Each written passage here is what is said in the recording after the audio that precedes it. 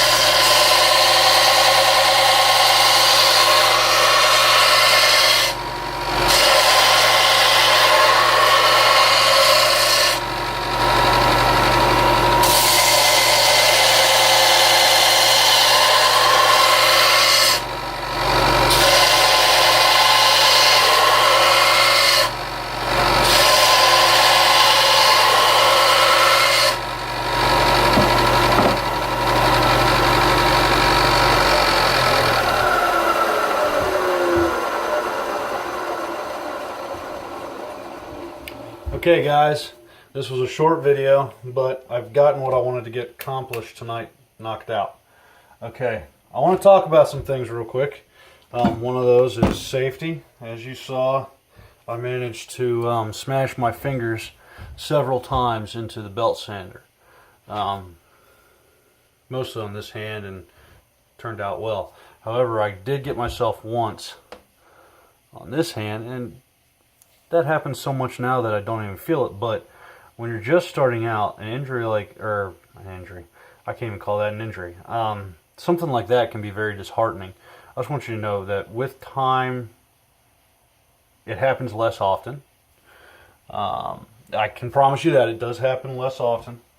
However, the times when it does happen, it doesn't hurt nearly as bad after you get used to it. I'm going to go ahead and bring you guys down here because I'm going to try. We're going to see if this D2 actually annealed or not when I was trying to anneal it, which I don't think it did. So we're going to go ahead and try and anneal it, or drill through the tang real quick.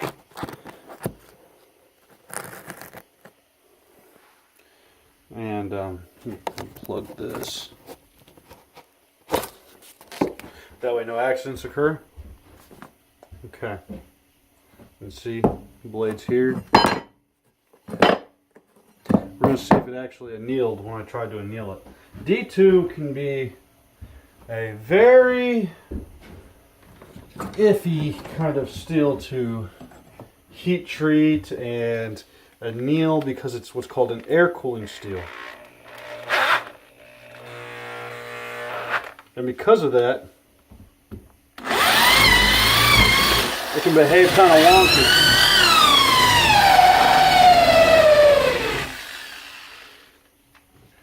I've had to start taking that off a specific way now. My bits I have to take off in a very peculiar way because my drill is giving up on me. It's not holding up as well as I would have hoped, but it did better than what I guess I should have expected it to for a Walmart drill. Yeah, we all have budgets. Mine was a cheap Walmart drill. So let's go ahead and try and tap a hole in this. We'll see if it'll take.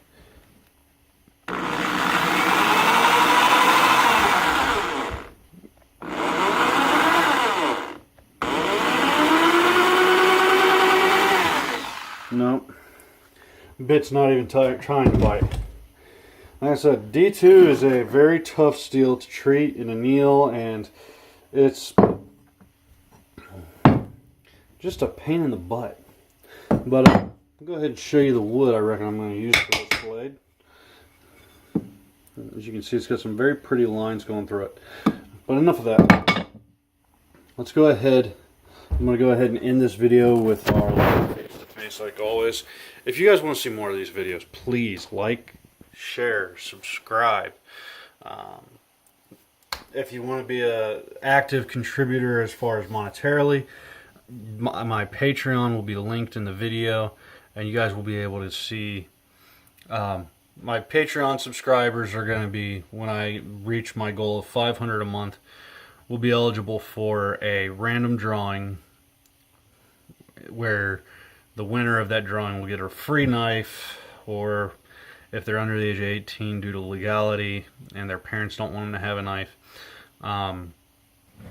they'll receive a small trinket from the shop here. I don't just make knives, okay? I do a lot of stuff out of metal. As a guitarist, I learned very quickly the value of knowing how to make your own guitar picks. So I also make guitar picks. I do those out of steel. I do them out of a plastic type material, but it's a little tougher, more like PVC, or more like plexiglass, and they hold up really well, and they slide across the strings beautifully. So if that'd be something you're interested in, do let me know. Like I said, I don't just make knives. I make anything you guys want me to make. So if you have an idea for a project involving metal or whatever, let me know. I'm always looking for the next project, and I'm always willing to work with my customers. So if you have something you want made and you think I can do it, and you think I'll do a good enough job to satisfy your needs, message me. Shoot me a message. Say, hey, Mike, I've got this thing coming up and I want this, and this on it. Is there any way you can do that for me? I don't know if I'll be able to, but I'll tell you the truth right off the bat. If I don't think I can do it, I'll tell you. For whatever reason, if I don't think I can do it, I will let you know. Anyhow, that's going to be it for this night, for tonight, guys. I went on a little bit further than I really expected to with this talk. But like I was saying, if you like what you're seeing, like, share, subscribe. Show this to your friends on Facebook, Twitter, Instagram. I'm going to have an Instagram set up specifically for this, specifically for the knife making. In my business, you guys, I'm going to have, stuff popping all the time there. I'm going to try and do some live feeds on Facebook. Monday, guys, I've got a couple of young fellas who are interested in learning the craft, interested in learning how to make knives and stuff. Very young guys, but I'm having them come out so that way I can show you. You don't have to be 20, 30 years old with thousands of dollars. You can start this with a hole in the ground with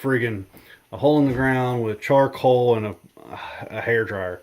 Literally, my setup outside for Coal Forge is a old cheapy grill with a bouncy house blower and a railroad track anvil. But you know what? It works. And it gets steel hot enough that I literally overcooked a steel blade today and it was trashed, and I felt awful because the guys came to learn from me and I showed them something and I messed it up. So I'm having them come back out Monday. We're going to do a big Facebook Live event. I'm going to have my phone plugged in to where you guys can watch as long as you like. We're going to have just everything we can have going on popping. July 24th is the cutoff date for my 10% deal. If you order a blade that costs you more than, I think it's $80 or $90 or something like that. I think it costs $90. I can't remember now. I'll have to go back and look at what I set up. If you order something and it's more than $80 or $90, you take 10% off of that, and that expires July 24th. And then August I'll have another deal. I don't know what it'll be. It'll just depend on demand. So if I got a lot of orders, it's going to be probably something up there, like 150 or something. But 150 would basically get you a small sword or something, or a very large Bowie knife. I've got a Bowie knife right here that would meet that requirement. We heat treated that today. I showed them how to do a proper heat treat, and I got it right on this one. Matter of fact, I let one of the guys I was working with teaching today, I let him heat treat it, and he did a really good job. There are some minor imperfections, but for a first heat treat, he did really well. There's very minimal warping in the actual edge itself, which will come out when I'm grinding. So that'll be taken care of, and he doesn't know it yet, but because they helped me out, I'm going to give those guys each a little bit of money for coming out, putting out, and working their butts off. It's not easy work, so I definitely want to show them some love. Alright, I've been talking for too damn long, so I'm probably going to cut half of this shit out, speed most of it up, because most of it's just me uttering nonsense. But yeah, thanks guys.